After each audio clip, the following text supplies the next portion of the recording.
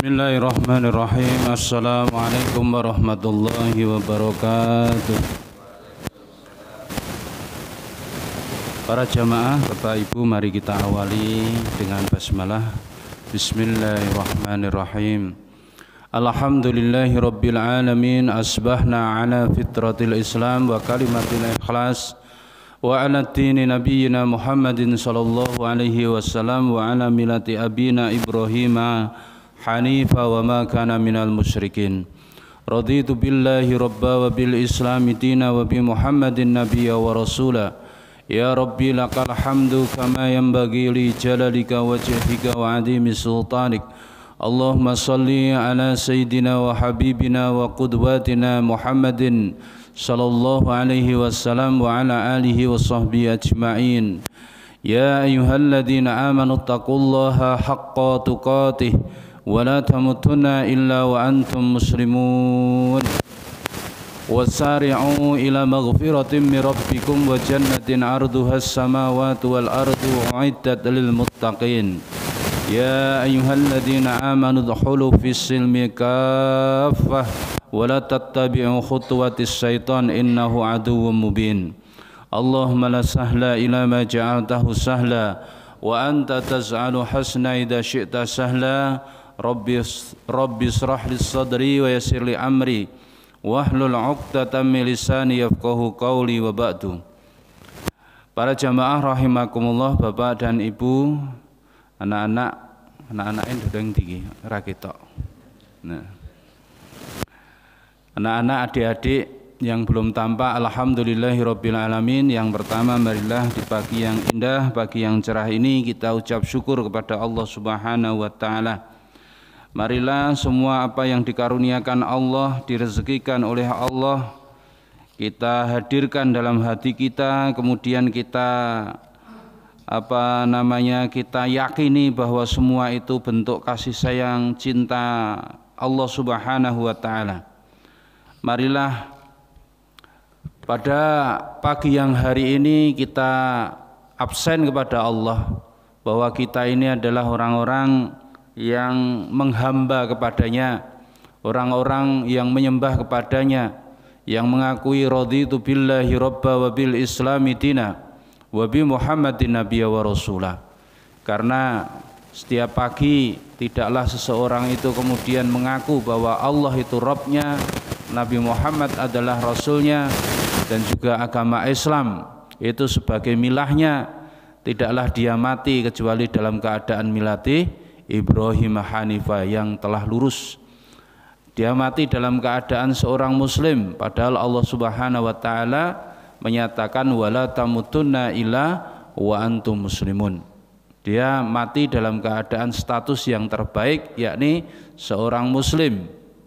Dia telah menutup hidupnya secara husnul khotimah. Orang kadang mengadakan orang yang tertabrak kereta, orang yang tertabrak mobil, atau orang yang tenggelam, itu kemudian matinya mati yang bukan husnul khotimah.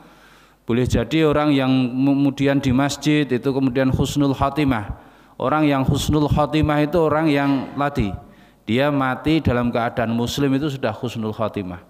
Adapun kemudian diberi tanda oleh Allah dia sedang mengerjakan kebaikan, ya ala kulli hal itu semuanya baik.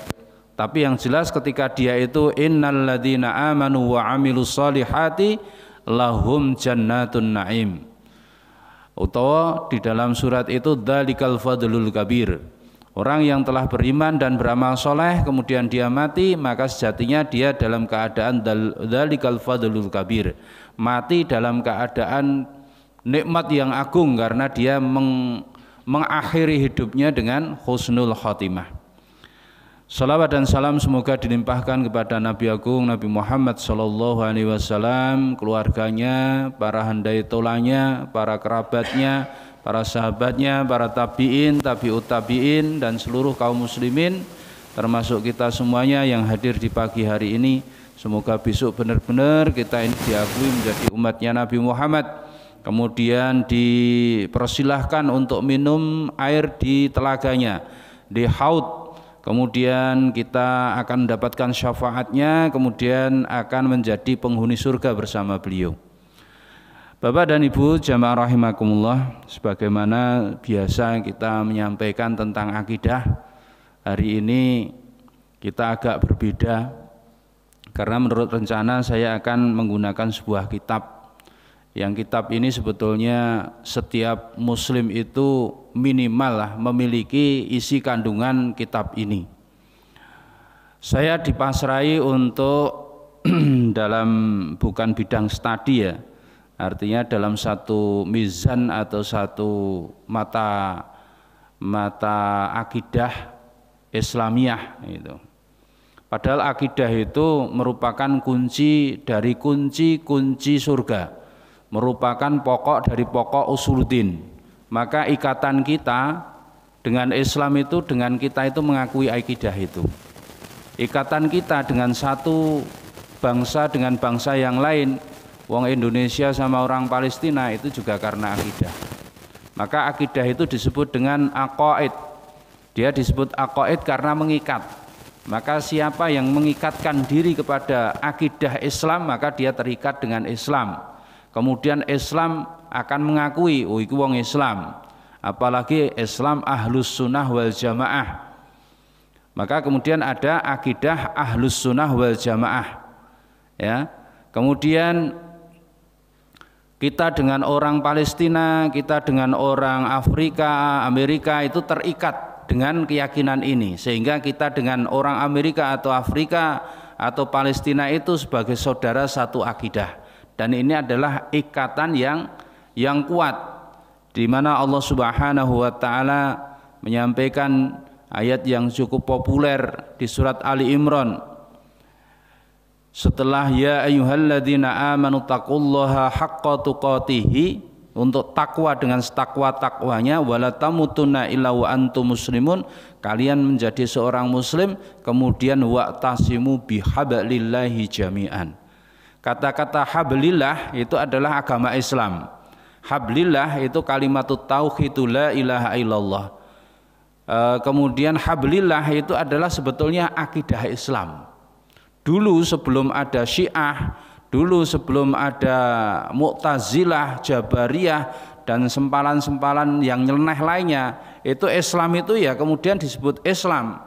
Baru kemudian setelah timbul akidah-akidah yang lain, para ulama kemudian membuat akidah namanya akidah ahlus sunnah wal jamaah, karena memang yang direkomendasi oleh Rasulullah Shallallahu Alaihi Wasallam adalah bahwa anna wa alaih, aku dan para sahabat itu bersama dengannya, yakni apa yang diyakini oleh Rasulullah Shallallahu Alaihi Wasallam dan diyakini oleh para sahabat radhiyallahu anhum.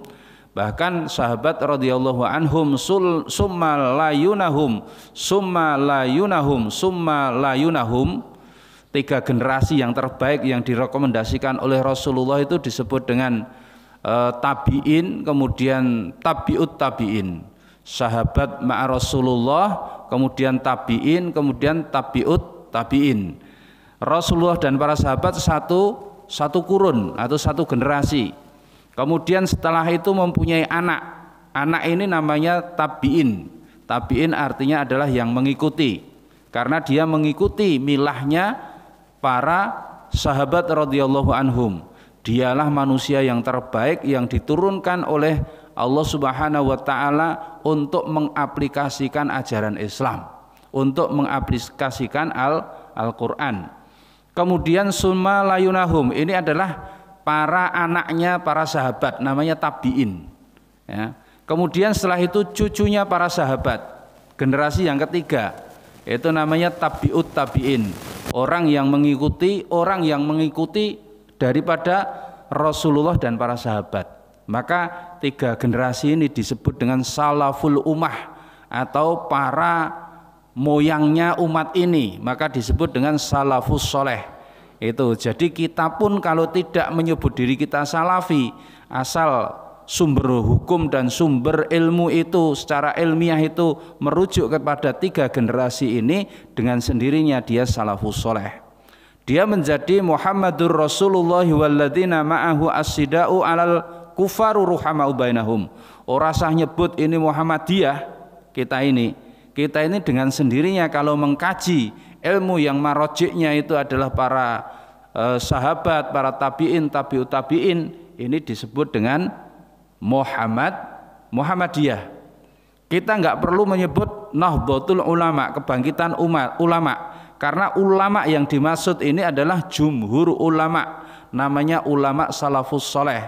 Maka dengan sendirinya maka ulama-ulama NU itu semuanya merujuk ke sana. Nggak nyebut saja kita Nahdlatul Ulama, kita ini sudah sangat-sangat Nahdlatul Ulama, karena kita nggak mengaplikasikan Islam itu secara inovasi sendiri. Kita bukan mutaakhirin dalam ilmu, tapi mutaakhirin dalam masa. Kita bukan akhir di melaksanakan Islam itu dengan orang-orang pemahaman akhir, tapi kita melalui guru-guru kita, ustadz-ustadz kita, dai-dai kita itu nyambung nyanat kepada Rasulullah Shallallahu Alaihi Wasallam. Maka ibu-ibu, bapak-bapak, beneran nih kira-kira anak-anak. Saya itu agak bingung kadang-kadang. Ya, kita ini sudah pernah saya sampaikan toh, kita belajar Islam itu melalui 4 level, itu 4 marhalah itu. Kadang saya bingung, wis ngisi suwe di sini mainnya cuma tematik gitu. Yang itu tematik itu sebetulnya akidatul awam namanya akidah awam. Ya, kita sudah harus naik kepada level berikutnya, namanya ta'riful Islam. Kalau kemarin kajian-kajian yang umum itu disebut dengan takliful qulub, ya. Takliful qulub itu apa? Orang itu yang penting seneng ngaji sih. Karena apa? Pintu masuknya itu lewat ngaji. Itu. Orang yang pengajian umum itu ya pakai snack, pakai macam-macam, itu dalam rangka memang metodenya itu takliful qulub. Bismillah.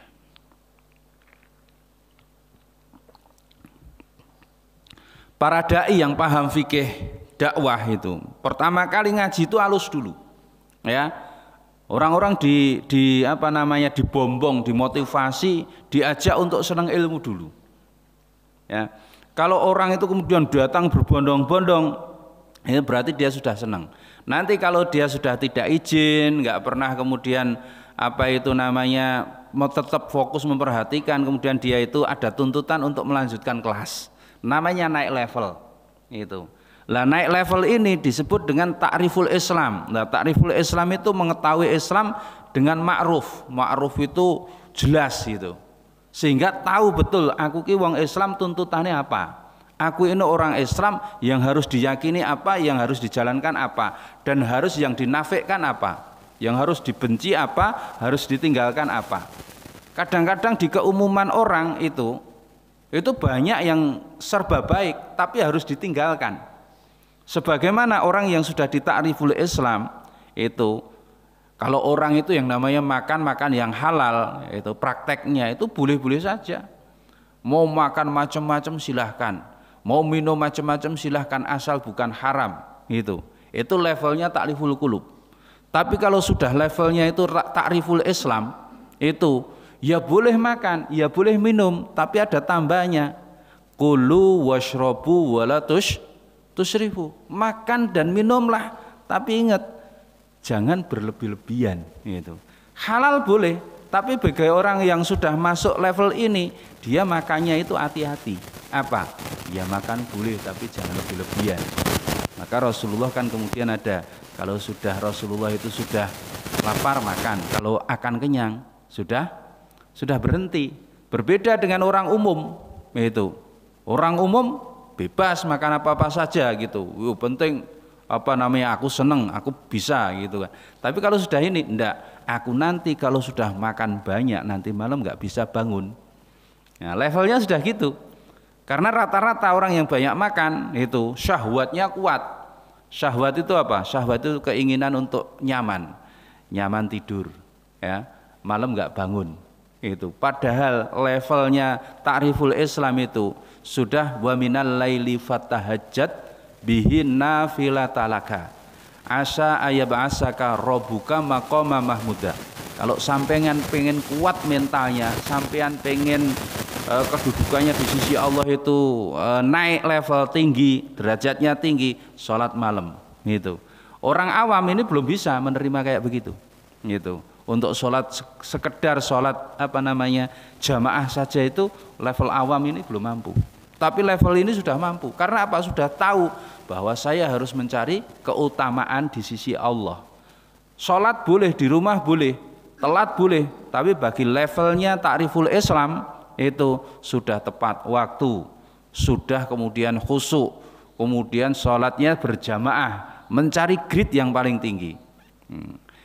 Bahasanya kalau dalam dunia dunia umum muamalah itu namanya sudah profesional, ta'riful Islam.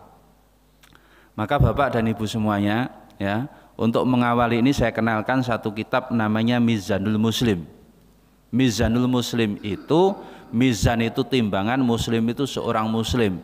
Dari namanya sebetulnya sudah bisa menentukan isinya. Apa? Bahwa seorang muslim itu ketika hidup itu harus ditimbang dengan Islam. Kita mau apa-apa harus Islam. Karena apa? Islam itu sebuah way of life, minhajul hayah itu. Islam itu minhaj. Minhaj itu apa? Jalan hidup. Berarti apa? Hidup kita ini semuanya harus menggunakan Islam. Berarti apa? Memang perintahnya gitu, ya ayyuhalladzina amanu udkhulu fi silmi kafah wa la tattabi'u khutuwatis syaiton innahu aduwwum mubin. Hai orang-orang yang beriman, masuklah Islam secara kafah. Kafah itu komprehensif, syumul, kamil, mutakamil. Itu namanya Islam. Enggak boleh kita itu mengimani sesuatu dan menolak sesuatu. Dalam Islam itu enggak boleh. Kalau Islam ya totalitas, maka disebut dengan Islam kafah. Lah kafahnya yang bagaimana? Kadang kita bingung. Itu kafah dalam fikih, apakah harus Imam Syafi'i atau madhab Hambali saja? Lah nanti akan kita bahas. Kafah dalam apa? Keyakinan-keyakinan. Mungkin nanti yang akan saya bahas tentang akidah saja. Karena kitab ini ada 2 jilid, ibu-ibu, bapak-bapak. Kalau penjenengan sudah punya, alhamdulillah. Kalau belum ya monggo beli. Karena apa? Ya, kita kebanyakan kaum muslimin itu membahas Islam itu perbagian, sehingga seolah-olah Islam itu ngedabiah-uyah gitu lah.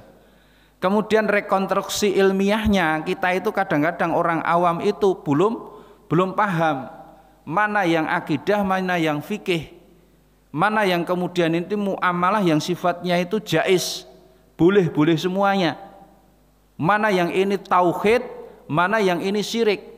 Itu kita belum paham betul cara penempatannya. Lah para dai itu memang diminta oleh kita semuanya, atau kita dari kecil itu kerungunya dari dai-dai itu. Jadi itu masih pembahasan global. Lah dalam Mizanul Muslim ini paling tidak kita diajak apa-apa saja yang harus dikondisikan secara ilmiah, secara keyakinan bagi seorang muslim. Buku ini ada 2 jilid. Jilid yang pertama itu membahas 9 bab, 11 bab. Kalau yang jilid kedua itu 9 bab. Berarti ada 20 bab. Ada 70 poin mizan. Ada 7 poin barometer bagi seorang muslim dalam menapai hidup ini harus kemudian ditimbang secara Islam.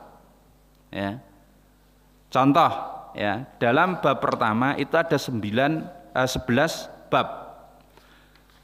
Marai apa? Kadang-kadang kita nanti akan dihadapkan dengan satu kosakata atau diksi yang kemudian kita ini dibenturkan dengan kondisi yang hari ini sedang terjadi. Contoh apa? Hari ini umat Islam itu paling, contoh ibu-ibu, itu paling alergi dengan kalimat poligami contohnya. Ya, ibu-ibu, bapak-bapak itu paling alergi dengan jihad. Memang Allah sudah menentukan gitu, itu yang ngomong bukan saya, Allah. Itu ya ayyuhalladzina amanu kutiba alaikumul qital wa huwa kurhul lakum. Wa huwa kurhul lakum itu artinya kamu itu enggan itu ora seneng. Ngomong ke masalah ini enggak seneng. Perang itu di mana-mana enggak seneng. Gitu. Jadi kalau kita ngomong masalah jihad itu nggak seneng, apalagi hari ini musuh-musuh Islam melalui namanya Ghazwul Fikri, kunci-kunci kemuliaan Islam itu kemudian dibuat narasi yang buruk, di framing dengan framing yang buruk, sehingga kita kaum muslimin, orang-orang awamnya, para pemeluknya takut membicarakan itu. Masjid kok ngomong masalah jihad itu, kemudian krungu sama mungkin dari Polres atau Polsek apa-apa gitu lah, atau Babinsa, kono kae masjidnya ngomong ke jihad, radikal kae. Sopo sing dadi takmire Pak Umar. Nah, datangi nanti terus sama Intel itu. Apa yang dibicarakan di masjid itu kok pakai jihad-jihad itu. Ngomong masalah khilafah itu. Padahal khilafah itu dalam surat Al-Baqarah awal saja, wa id qala rabbuka lil malaikati inni ja'ilun fil ardi khalifah. Nanggon Al-Qur'an eneng, tapi kemudian dibuat satu narasi yang ini narasi buruk. Kalimat tauhid la ilaha illallah itu kita hidup dengan itu, mulia dengan itu, mati dengan itu. Atase kemenak itu kemudian membuat framing yang buruk. Wah, ini namanya radikal, ini namanya Wahabi, ini namanya HTI gitu kan. Nah, kemudian kita takut. Lah, kita di sini akan mendudukkan persoalannya itu pada sisi yang mana. Nah, maka kitab ini nanti yang pertama membahas tentang yang pertama itu namanya Mizanul Ilmi. Mizanul Ilmi itu timbangan ilmiah seorang muslim atau Islam ini dibangun dengan sisi ilmiah yang mana? Sisi ilmiah yang bagaimana? Gitu. Islam ini menjadi besar karena apa? Sesuai dengan fitrah. Fitrah manusia itu apa? Punya akal. Maka semua logika digunakan dalam agama ini. Walaupun logika ini kadang-kadang tidak mampu, kemudian logika yang paling paling depan itu namanya apa? Namanya iman. Itu. Iman itu sebetulnya itu terkumpul dari logika-logika yang kemudian dia itu ada yang mampu dan tidak mampu, kemudian dia itu meyakini akan kebenaran itu. Kemudian dari sisi ilmiah, secara akademisi kalau bahasanya itu ada uji materialnya. Islam ini dibangun ya dengan uji material yang ketat. Untuk sekedar sebuah hadis itu kalau sekarang ini viral enggak gitu. Viral itu kadang-kadang ada hoaknya gitu. Tapi kalau hadis yang namanya mutawatir itu terkenal, kalau sekarang itu viral gitu. Itu uji materialnya ketat. Ya. Para muhaddis, para perawi, ada yang namanya Imam Bukhari, Imam Muslim, itu ketat sekali dalam memberikan label atau memberikan derajat sebuah hadis itu. Ada sekian, misalkan dari sini Akhi Jali ini mendengarkan dari siapa? Dari sini, dari Pak Imam, dari sini. Yang bicara Pak Bardo dulu gitu. Itu. Ini kemudian diurutkan. Pak Bardo itu sampai kepada Mas Jali. Itu dia ngomong apa? Ngomong misalkan tetangga yang sebelah itu wah bagus gitu. Sampai di sini tetangga sebelah bagus, bener enggak? Ternyata di sini ngomong tetangganya bagus rambutnya. Sampai di sini ternyata sampai di sini gitu. Pak Bardo ngomong gitu, tetangga itu sifatnya bagus, rambutnya bagus. Tapi di sini cuma disimpulkan seperti itu. Berarti hadis ini disebut hadis yang dhaif. Karena apa? Matannya ini enggak benar, apalagi dhaif karena perawinya, rijalul hadisnya. Omongannya benar semua sampai di sini. Ada satu poin misalkan dari Pak Umar gitu. Pak Umar itu terkenal penipu misalkan. Dia kalau punya ayam itu cuma dipanggil, cuma dipegang gitu. Padahal manggilnya kur. Kosakata diksinya ayam itu bilang kur, aku mau dikasih makan gitu. Dia datang ke situ. Kok enggak dikasih makan? Imam Syafi'i loh ini, Imam Bukhari. Ini sudah penipu, walaupun menipu ayam itu. Maka hadisnya enggak kepake. Sampai seketat itu. Ini kebiasaannya Pak. Dia benar, dia itu menerima dari Rasulullah. Tapi dia ini orang yang fasik gitu. Kalau ngomong itu suka bahak-bahak. Bahak-bahak itu ngomong guyung ngelakak-ngelakak gitu loh. Kemudian sering banyol gitu. Enggak kepake hadisnya. Nah, ini sisi ilmiah daripada Islam. Maka Islam itu dibangun dengan logika yang tinggi, ilmiah yang tinggi, empiris yang tinggi, hipotesa dan sintesa yang tinggi. Karena nanti ada apa ilmu-ilmu yang untuk menjadi seorang muhadis itu tidak hanya apal Quran, apal hadis, tapi memiliki ilmu-ilmu yang lain, termasuk namanya ilmu balaghah, ilmu kalam, gitu, ilmu kalam. Kemudian ilmu tafsir, kemudian ilmu nahwu sorof dan lain sebagainya itu. Tidak sekedar kemudian itu apal, itu. Tidak hanya sekedar apal. Nah, itu untuk menjadi seorang muhaddis. Nah, maka yang pertama, bagaimana kita itu mencari ilmu dan bagaimana Islam itu dibangun, dan ilmu yang dimaksud dalam perkara ini bahwa ilmu itu harus diyakini menjadi sebuah keyakinan itu mana? Dibahas pada bab pertama dari kitab ini, namanya Mizanul Ilmi. Yang kedua, nanti bab kedua itu akan membahas namanya Mizanul Akidah. Tadi yang saya sampaikan, akidah itu ikatan. Apa-apa yang harus diyakini oleh seorang muslim sehingga terikat dengan Islam, kemudian dia dikatakan menjadi seorang muslim, itu di sini. Maka nanti ada poin-poin yang kadang-kadang itu dalilnya itu di tempat lain penjenengan sudah dengar atau sudah pernah baca dalam Al-Quran. Nanti saya hanya meringkas daripada apa yang diyakini, harus diyakini seorang muslim dalam Mizanul Akidah. Jadi kita ini punya keyakinan harus ditimbang secara Islam.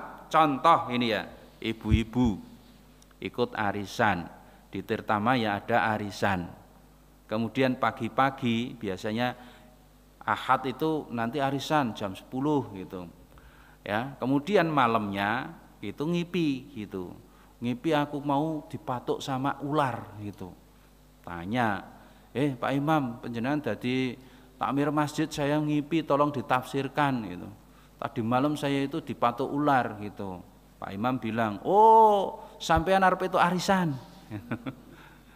Sampean arep itu arisan. Karena apa gitu? Ini keyakinan saya.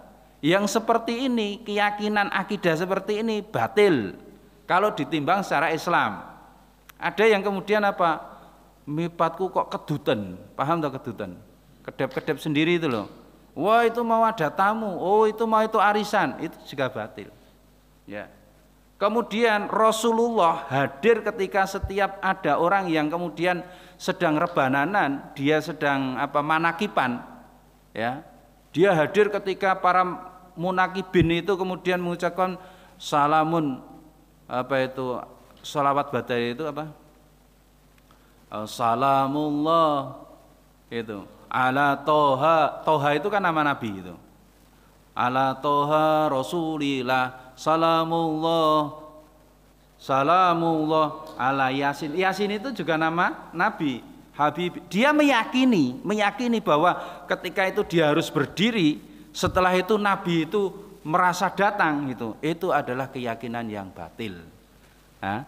Padahal ini Islam yang melaksanakan, orang-orang yang tadi rebananan.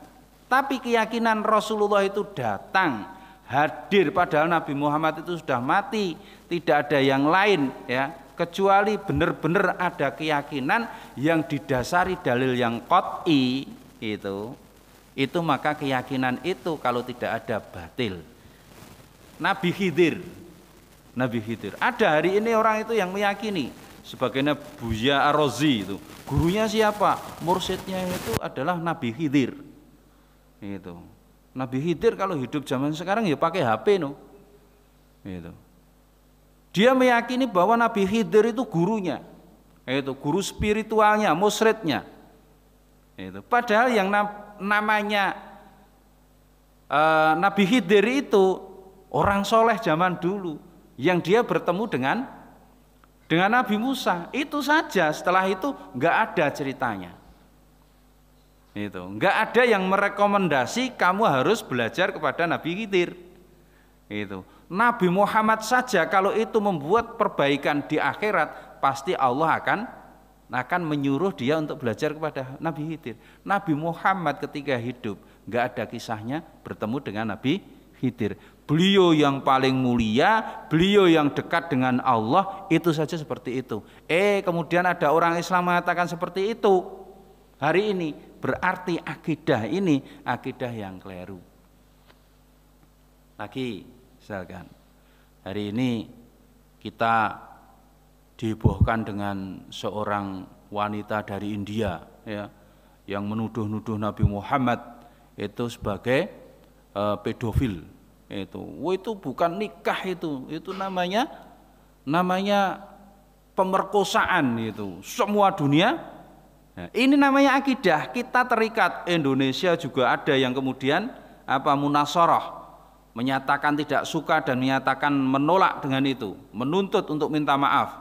Kemarin di Geladak, ya, di Jakarta juga ada. Kemudian di India banyak sekali, Pakistan, Saudi Arabia, Kuwait, semuanya seperti ini. Terikat karena apa? Kita ini tidak boleh kemudian membiarkan kalau kemuliaan Nabi Muhammad itu dinistakan. Gitu. Nabi Muhammad itu simbol, ikon daripada kemuliaan Islam. Kok kemudian dihina, kok kemudian dinistakan, berarti menistakan Islam. Orang yang punya ikatan dengan Nabi Muhammad, orang yang ada ikatan dengan kaum muslimin yang lain, kemudian menyampaikan ini. Kalau punya senjata, ya, ada satu fatwa bahwa tidak ada hukuman bagi penghina Nabi Muhammad itu kecuali bunuh. Itu. Maka ada kitab dari Ibnu Taimiyah rahimahullah itu tentang Saiful Maslul, itu pedang yang terhunus bagi penghina Nabi. Itu. Nabi Muhammad itu lebih kita cintai dari istri kita, lebih kita cintai dari anak kita. Ini namanya akidah. Apalagi tentang Allah, apalagi tentang akhirat, apalagi tentang takdir, apalagi tentang macam-macam. Lah nanti dibahas tentang mizanul akidah. Ya. Yang ketiga mizanut tauhid. Seorang muslim itu ya akan masuk surga dengan tauhid. Bahkan untuk sekedar kalam saja, ucapan saja, Rasulullah menyampaikan man akhiru kalamihi la ilaha illallah dakhalal jannah. Itu. Tauhid nanti boleh, kalau masalah metode enggak masalah. Orang-orang NU menggunakan namanya itu apa? Asy'ariyah. Akidah Asy'ariyah dari Hasyim Asy'ari. Itu enggak apa-apa. Sifat yang 20 itu hanya metode untuk mengenal Allah. Yang penting tauhidnya sampai. Kemudian orang-orang yang kemudian hari ini merujuk ke Saudi itu Al-Hanabila itu menggunakan al-usul salasah, menggunakan usul salasah.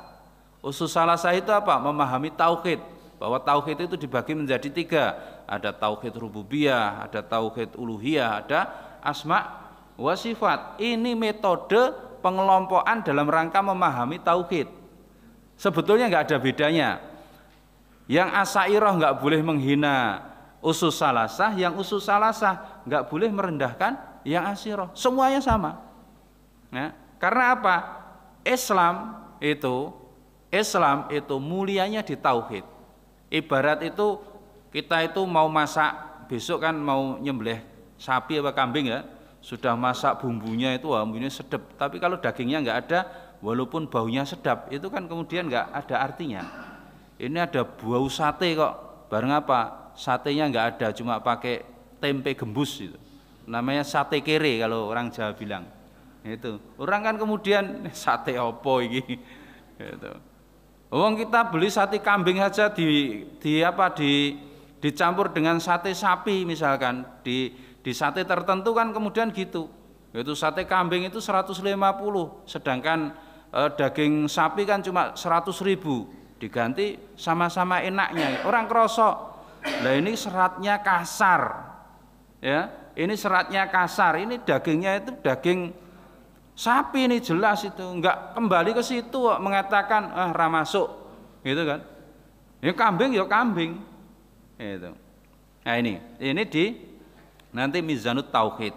Bagaimana supaya tauhid kita itu betul, supaya nanti kita minimal itu kalau bisa itu bisa masuk surga yang dahulu dari 70.000 orang itu, yang tanpa minta diru'yah, inilah ahli tauhid. Itu. Yang keempat mizanul Islam. Ya tadi raditu billahi robba wa bil islami dina. Itu. Lah bagaimana Islam ini kita pahami? Apalagi hari ini Bapak-bapak ya. Hari ini ada namanya Islam Nusantara. Yang secara diametral itu ada yang yo nyimpang, itu namanya Islam liberal. Itu. Kalau dalam Kristen itu ada namanya Kristen Protestan. Kalau dalam Islam ada namanya Islam liberal. Itu. Menggunakan Islam semua. Yang satu namanya Islam Nusantara. Itu mencocok-cocokkan dan juga menggunakan kata-kata yang adiluhung sesuai dengan adat ke timur. Islam itu seperti itu. Sampai dulu itu ada seorang menteri agama mengatakan Islam Arab itu keliru, yang benar itu ya Islam Nusantara ini.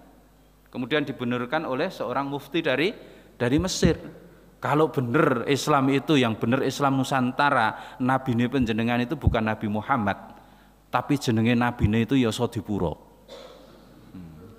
Yen raya Sodipuro itu Pujangga Ranggawarsita itu.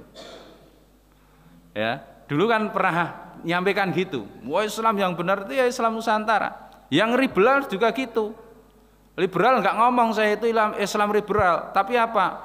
Wah, Islam yang dulu ketika Nabi Muhammad itu sudah enggak relevan dengan hari ini. Maka Islam hari ini itu harus kita konstruksi. Ada yang kemudian usul itu tentang apa? Hukum waris, yang namanya wanita dengan pria itu sama sekarang itu, emansipasi. Jadi bagiannya itu ya siji-siji, yang loro ya loro. Gitu kan? Dulu ada seorang dosen universitas terkenal di Indonesia itu mengatakan seperti itu. Bahkan yang namanya seks itu orientasi pribadi. Boleh yang namanya seks itu kemudian sesama jenis nggak apa-apa. Yang penting apa? Antarodin. Antarodin itu podo senenge. Berarti lenang karo lenang rapopo sing jenenge gay itu. Itu LGBT itu nggak apa-apa. Lah, sekarang kan timbul nyeleneh-nyeleneh.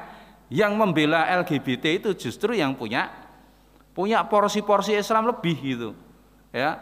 Dijadikan apa gitu, komentar tentang LGBT miring gitu. Nah, kemudian ditimbang Islam yang bagaimana ini, kita ini menjadi Islam yang benar-benar ini yang kita jalankan, maka harus belajar tentang Islam. Maka ada fikih namanya fikih Islam gitu, akidah Islam. Nah, Islam itu seperti ini loh. Karena yang disebut Islam itu bukan Islam yang kemudian dipahami orang banyak, tapi anna wa ashabih itu. Rasulullah bilang bahwa Islam yang dipahami oleh aku dan para sahabatku. Ya. Kemudian yang kelima mizanul iman. Iman apalagi? Loh, iman apa dengan akidah? Nanti akan kita ketahui bedaan iman, akidah dan tauhid. Itu. Apa yang harus kita yakini? Karena orang iman itu meyakini sesuatu. Apa yang harus diyakini dalam Islam ini? Kalau belum ada dalam keyakinan kita, harus dikondisikan. Karena apa? Innalladzina amanu wa amilus solihati lahum jannatun naim. Kita pengen masuk surga nggak bisa kecuali dengan iman yang benar. Innamal mu'minuna alladzina amanu billahi wa rasulihi summa lam yartabu wa jahadu bi amwalihim wa anfusihim. Kita nggak mungkin dikatakan seorang mukmin kecuali apa? Beriman kepada Allah, beriman kepada Rasul. Ya, Rasul itu harus diimani. Apa saja dari kerasulan itu? Ya, namanya nanti ma'rifatul Rasul. Nah, di sini nanti. Yang keenam, ada namanya mizanul ibadah. Lah, sarana mendekatkan diri kita dan bentuk loyalitas kita kepada Allah itu ibadah. Padahal ibadah itu ada dua, ibadah mahdhoh dan ghairu mahdhoh. Kalau yang mahdhoh itu namanya kaifiyah, paketan, kita tinggal nyontoh. Tapi yang ghairu mahdhoh, ini yang kadang-kadang kita ini banyak tercampurkan dengan ibadah yang lain. Mau ulang tahun, mau bersyukur, itu tidak menggunakan cara Islam. Menggunakan cara Hindu, dia menggunakan tumpeng, ya. Kemudian di atasnya itu ada lombok dengan apa itu berambang, gitu. Lah ini cara apa ini? Kalau Allah sudah mengatakan inna a'toina kal kausar fasolli lirob bikawan har. Kalau kamu bersyukur atas nikmatmu yang banyak, Allah bilang cukup kamu sholat. Sholat itu bahasanya itu dapat warisan misalkan berapa 100 M langsung sujud syukur. Sholat malamnya apa itu sholatnya dikencengin, itu syukur. Wanhar kemudian apa? Sembelih. Lah kita itu 1 tahun itu harusnya bersyukur. Nikmat kita sudah banyak. Apa? Ikut kurban. Raudhah ngadakan enggak? Oh ngadakan, daftar duluan. Enggak ada, ikut yang luar. Apa? Tuntutan seorang mukmin untuk bersyukur itu wanhar. Jadi syariat apa namanya kurban itu sebagai bentuk syukur kita kepada Allah. Itu secara wajib, artinya wajib bagi yang mampu. Kalau enggak mampu, mampunya itu insidentil misalkan apa dapat gaji 13 itu. Berapa? Alhamdulillah dapat 15 juta. Saya mau syukuran lah. Syukurannya apa? Gampang itu. Suruh aja. Beli kambing 1. 15 juta dikurangi 1 juta ya ada itu. Kambing yang 1 juta, akikah 1,2 juta ada. Ayo dimakan di Raudhah. Apa ini? Wah, ini baru dapat syukuran, dapat rezeki kita syukuran. Syukuran. Nah kalau syukurannya dikit ya nggak apa, bukan kambing, mentok nanti. Kalau nggak, iya sudah, pokoknya makan itu. Jadi makan itu syukur. Ya. Kalau orang tadi yang tidak pakai Islam tadi ada macam-macam, ada yang happy birthday to you itu, apa dengan nyanyi-nyanyi macam-macam, dansa-dansa gitu. Justru yang kemudian ini sebetulnya untuk syukur kepada Allah, Allah murka. Apalagi pakai tumpeng itu. Ini simbol-simbol agama lain. Pakai cara Islam dong. Nah, namanya mizanul ibadah. Yang ketujuh mizanul akhlak wal adab. Nah, kebagusan seseorang dalam beriman kepada Allah itu tampak pada akhlaknya. Ketika dia benar tauhidnya, benar akhlaknya, benar imannya, pasti dia akhlaknya baik, adabnya mesti baik. Itu. Kalau dia berhubungan dengan orang lain pasti baik. Saya kemarin itu sempat kecewa bapak-bapak. Itu. Saya itu punya anggota pengajian, rutin saya ngisi di situ. Main pedotan. Paham pedotan? Pedotan itu beli mobil atau sepeda motor itu STNK saja. Itu. Boleh-boleh saja karena apa? Itu secara hukum memang antarodin, tapi ini membuat masalah. Itu. Orang itu kan sebetulnya nggak punya uang lebih untuk menikmati sesuatu, kemudian uangnya cupet tapi mau menikmati sesuatu yang lebih. Pengen beli apa misalkan Xenia yang harganya itu 70 juta, dia kasih 20 juta hanya membawa STNK. Padahal itu gadean orang lain yang diplayok kayak itu loh. Kecekel Pak. Melu pengajiannya Pak Rawi, melu apa pedotan itu saya malu betul. Apa fikihnya enggak dia. Apalagi laskar ini. Anak buah saya itu kena 2 ini. Itu, masuk Polda lah. Itu. Kalau sudah gitu, lah ini Ustadz minta tolong itu. 23 mobil dan kendaraan yang satu itu. Berarti kan wes kulino. Gitu. Kulino. Padahal fikihnya sudah disampaikan. Kalau kita ini sebagai seorang muslim, akhlaknya, akhlak jual beli itu ini harus baik. Gitu. Apalagi yang aneh itu melu pengajian, itu utang karo ustate, barangan ora melu pengajian, ngopo? Ora nyaur perkewuh gitu. Gitu. Karo koncone barang utang ternyata. Gitu. Ini sudah akhlaknya enggak baik. Ya, dibahas di situ. Yang ke-8 mizanul ukhuwah. Mizanul ukhuwah itu bagaimana kita ini berukhuwah, menerapkan atau mengamalkan wala' wal bara'. Ukhuwah itu. Mana yang prioritas untuk kita sayangi dulu, kita cintai dulu, kita berikan loyalitas dulu. Itu. Dan bagaimana menempatkan anti loyalitas itu benar. Maka surat Qul ya ayyuhal kafirun itu akan lebih bermakna ketika kita memaknai wala' wal bara', memaknai prioritas ukhuwah itu. Itu. Jadi tidak ngebiahuyah itu. Yang terlalu ekstrim itu sebagaimana ISIS, wabeh dikafirke, yaitu konco-konco dhewe dikafirke. Kowe hormat bendera kok. Lah kowe pegawai negeri kok gitu. Itu ISIS begitu. Kowe melakukan sedikit saja menjadi kafir. Ada yang kemudian terlalu mudahanah itu terlalu lembek. Itu wis ngono kuwi ora apa-apa cek Islam kuwi ora apa-apa cek Islam. Padahal harus ditegas, ngono kuwi enggak boleh. Qul ya ayyuhal kafirun, katakan kepada orang-orang kafir. Itu la a'budu ma ta'budun, aku tidak menyembah apa yang kamu sembah. Caramu menyembah seperti itu, kamu seperti itu, silahkan. Maka lakum dinukum waliyadin. Kamu agamamu, aku agamaku. Dalam urusan akidah, dalam urusan iman, dalam urusan ibadah, dewi-dewi. Masalah kita itu satu rekanan, kita satu kantor, tapi kita harus sepakat ini. Sepakat untuk tidak sepakat. Bukan kemudian titik-titik itu kemudian toleransi. Ini enggak toleransi ini enggak toleransi. Toleransi itu namanya kita itu sepakat untuk tidak sepakat, toleransi.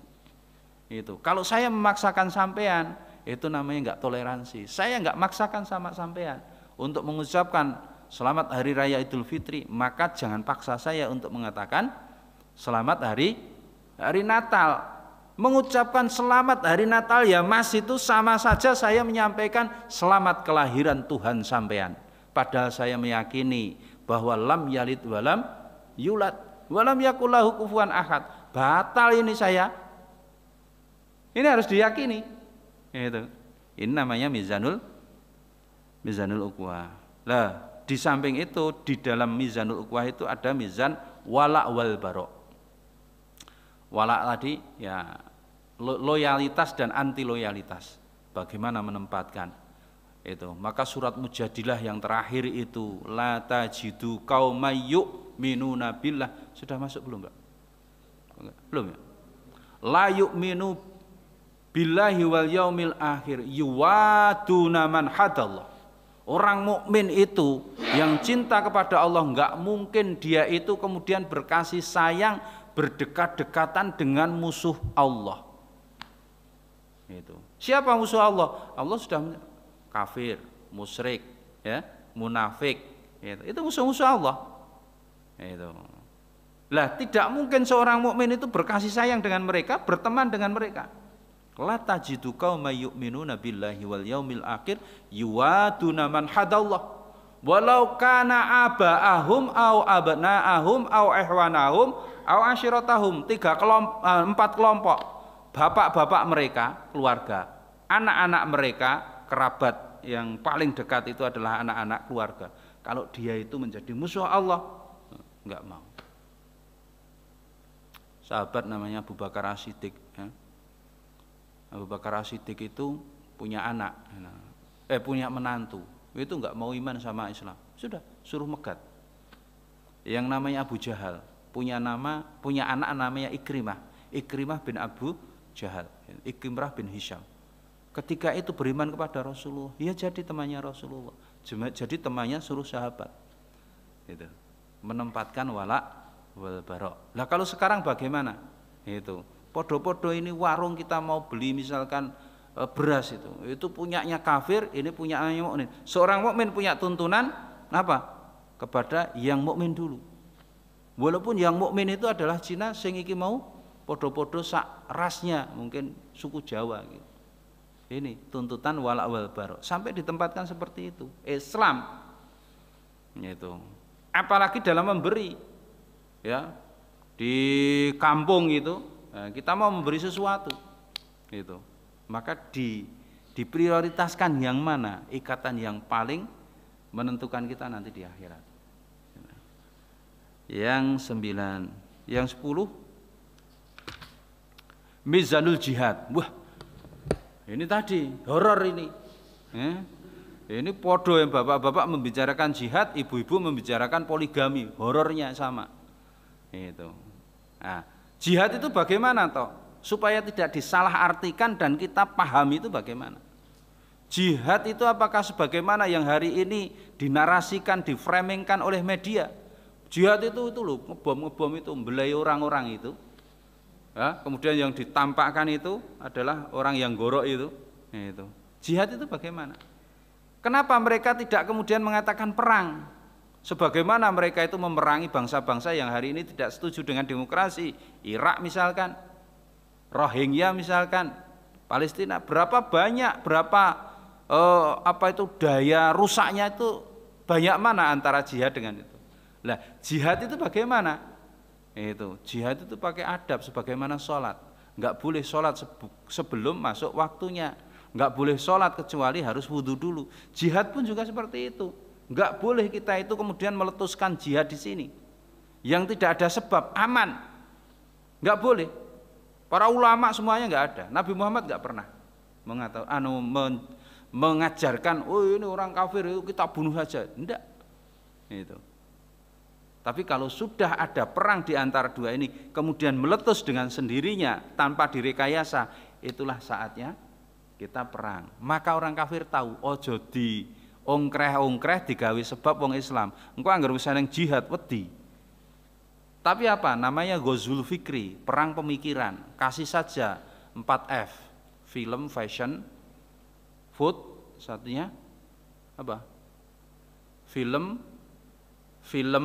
food, fashion, sijine apa ya? Oh. Ya fulus. Bener ya fulus. Fun itu maksudnya. Memang fun, fulus. Ya jenenge meh padha, fulus karo fun. Jadi 4 perangnya orang kafir itu senjatanya 1 film. Oh, film-film itu. Maka supaya jauh dari Islam, bagaimana umat Islam itu? Kasih itu film-film yang tidak senonoh banyak sekali. Konten-konten yang tidak banyak itu. Tapi konten bangsane HTI beredel semua, Islam beredel semua. Itu. Ya toh? Nah, maka sebetulnya Google-nya punya orang kafir. Orang Islam berhak menggunakan, wong yo bayar itu, tapi tidak sportif. Sing bangsane konten-konten sing dakwah-dakwah beredel gitu. Yang kedua fashion. Ibu-ibu itu adalah kuncinya sebuah bangsa. Kalau ibu-ibu itu sudah rusak, bangsa itu rusak. Kalau mau merusak generasi, merusak suatu bangsa, ibu-ibunya aja serang, Ibu kalau sudah tidak fitrah itu kudune kemudian lembut, jadi kemudian biayaan itu menjadi orang-orang yang sangar gitu. Kemudian ibu itu harusnya mendidik anak, kemudian sudah anak-anak ditinggalkan. Ibu itu menjadi madrasatul ula, menjadi guru yang utama dan pertama, sudah ditinggalkan. Ibu-ibu itu harusnya menjadi ratu di rumah, kemudian sudah meninggalkan daripada istananya. Sudah rusak semua. Fashion. Itu. Kemudian tadi phone. Itu. Food sekarang kita itu biasa. Supaya kita itu doanya enggak terkabul, itu dia dikasih subuhat. Maka ada micin yang kemudian mengandung babi, makanan ini mengandung babi, itu bukan mereka yakin bahwa umat Islam itu doanya mustajab. Supaya doanya enggak mustajab, dikasih seperti itu. Maka label halal itu kemudian diungkreh-ungkreh bukan karena bapak-bapak Kementerian Agama, tapi di belakangnya itu memang ada pesan sponsor. Yang halal itu kemudian justifikasinya enggak kuat, yang lain enggak kuat, itu enggak ada yang nuntut kehalalan. Itu larinya kepada keberkahan kita. Satu daging yang tumbuh karena barang yang haram itu berhak untuk masuk neraka. Itu besok. Sekarang satu daging yang tumbuh dari yang haram itu tidak mempunyai kans untuk bisa digerakkan dalam beribadah. Wong ora haram tadi kan, orang yang ta'riful Islam itu makan banyak di malam hari gitu. Nanti malamnya itu enggak bisa bangun. Itu sudah yang berlebih-lebihan, tidurnya jam 12, nanti ya bangun jam 3 itu sudah enggak kuat. Berlebih-lebihan dalam begadang. Itu. Taib, yang terakhir misak yang terakhir, mizan yang terakhir adalah misak iktisadi. Iktisad itu ekonomi gitu. Mizan iktisadi itu mizan kita ini ekonomi itu dunia lah.